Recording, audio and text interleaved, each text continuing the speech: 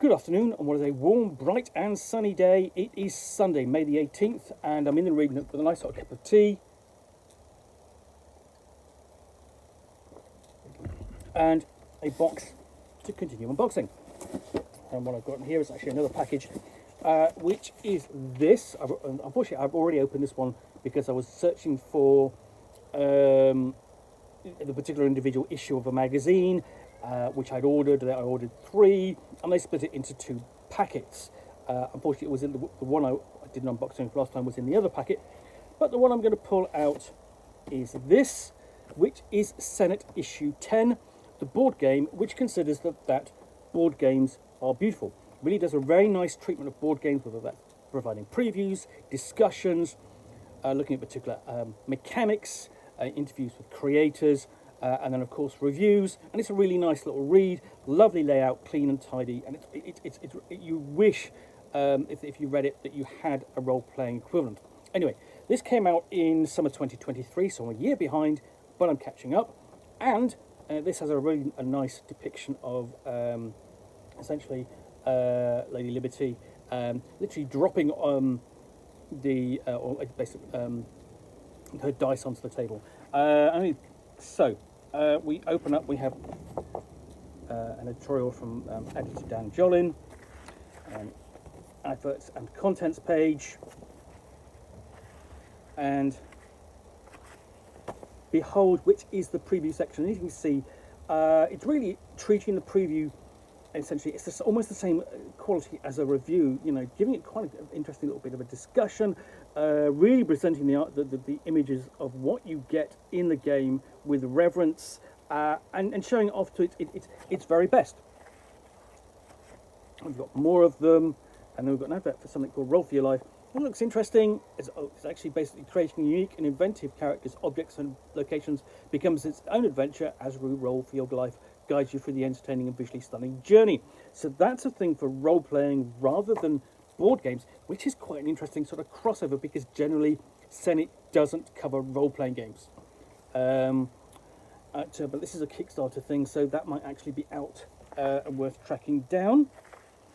And then we've got more of the previews for Behold, including fit to print, books of chime. That sounds interesting. And then we have essentially a card game about building better sandwiches called Crumbs.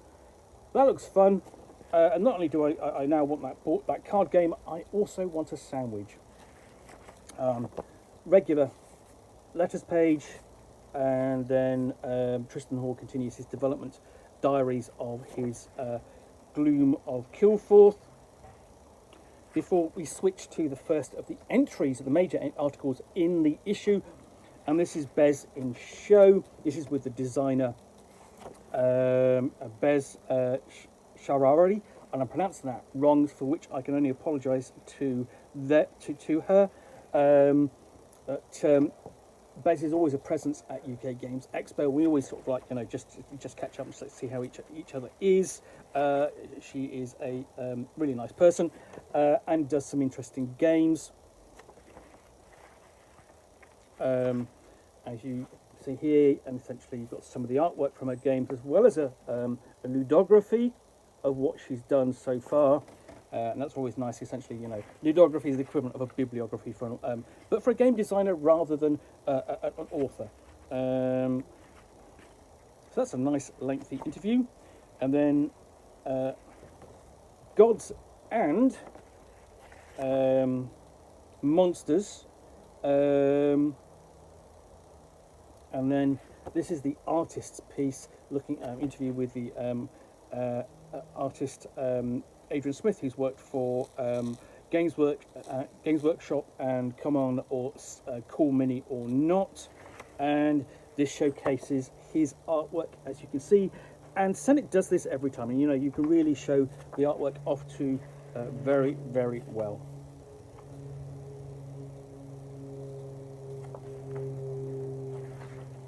And you see absolutely fantastic artwork that's going to inspire you at the table. Some of it's, again, a little bit adult in tone, but still great. And it's also, you know, essentially the other thing it does, it's pointing to what the artwork is coming from, you know, those games. You know, kind of go, is it an interesting game to go with that artwork? You want to go and have a look. And then we have the other thing about the magazine, what it does every issue, is it looks at a particular type of game or a particular mechanic. And this is sowing the seeds. And people have been playing Mancala for thousands of years, and as modern games like Trajan, Five Tribes, and Pilgrim proved, its appeal has barely diminished. So this is a sort of game about planting and planting seeds and gaining their, you know, growing them and developing things from that, using the board game Mancala as the basis of the article, as the starting point to look at more modern iterations of the idea. And it typically shows off sort of like quite a range of interesting games, some of which you may have heard of, some of which you may not, and that's where it's at its best, because, you know, you've always got something else to look at.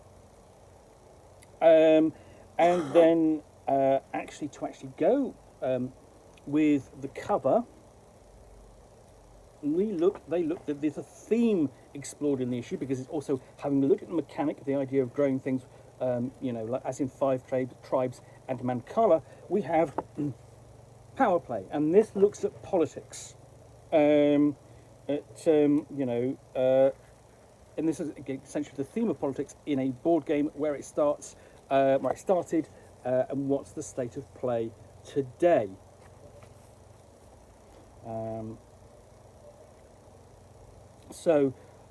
Really, you know, this is really all coming up to date through history. Comes some famous art examples. For example, Kremlin, board game I do actually have, and I placed that alongside them. There's another little game called Red Empire, of which I'm a huge fan. And then one of the games I think it's really discussing here, which doesn't quite get the coverage here that you can see, I think it would have been a bit more, is Votes for Women, which is about the votes for the suffrage movement in the United States. A game I wanted to look at but not had a chance. So, you know, that's an interesting subject. And the thing is, this is going to look at it from a board game point of view rather than a political view. You know, essentially the politics as such is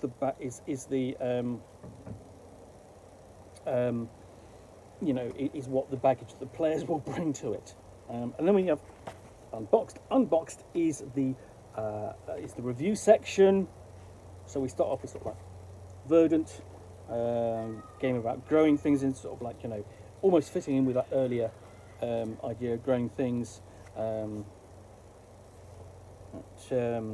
And then other board games. Cranium there is a game I've actually done an unboxing of, done a review of at and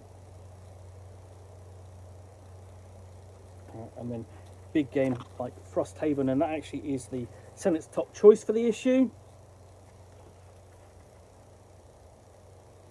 And other games we've got, essentially they've got like Castle Panic, and Dark Souls Painted World of Aramis, and Mecha Dream. That looks curious to look at that. And then and essentially Endurance, a board game about Shackleton's expedition to the Antarctic.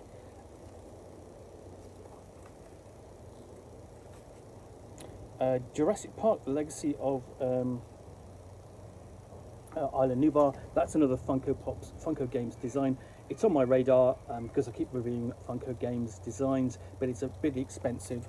I'm waiting for that to go down in price. And then we have How to Play. How to Play is really looking at the culture of board games and how to be a better gamer. And this is actually is Confessions of a Bad Board Gamer.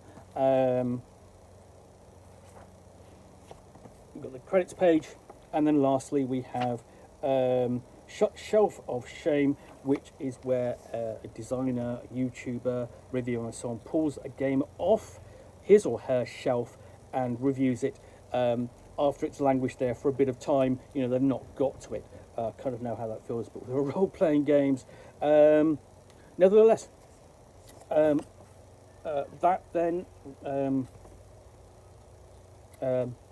ends, of course, with an advert for Cranium on the back. But that then is Senet issue number 10. I'm already looking forward to reading some of the articles in this magazine. Really enjoy it. It's always a pleasure. It's always a pleasure to read and review. In the meantime, I do hope you enjoyed this unboxing in the Nook. If you did, then please do click on the like button down below.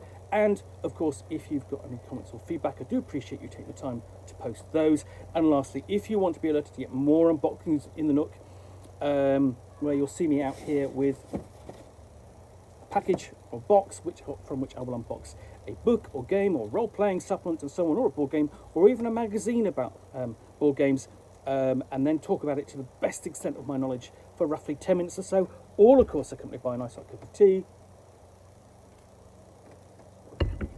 then please do click on the subscribe button down below.